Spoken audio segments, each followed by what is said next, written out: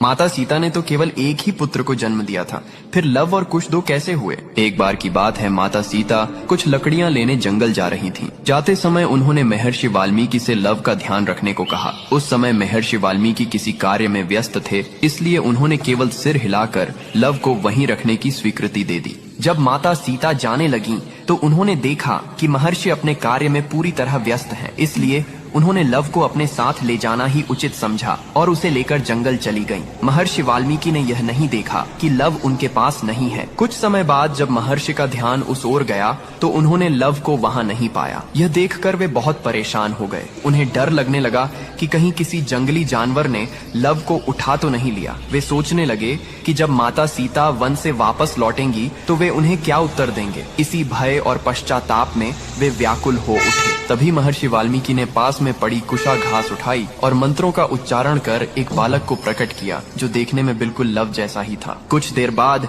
जब माता सीता वन से लौट कर आईं, तो महर्षि ने देखा कि उनके हाथ में लव पहले से ही मौजूद है। यह देखकर वे आश्चर्यचकित रह गए, लेकिन माता सीता उस दूसरे बालक को देखकर अत्यंत प्रसन्न हुई, क्योंकि वह बालक कुशा से उत्पन्न हुआ था, इसलिए उसका नाम कुश रखा गया। कमेंट में जय श्री राम अवश्य लिखें।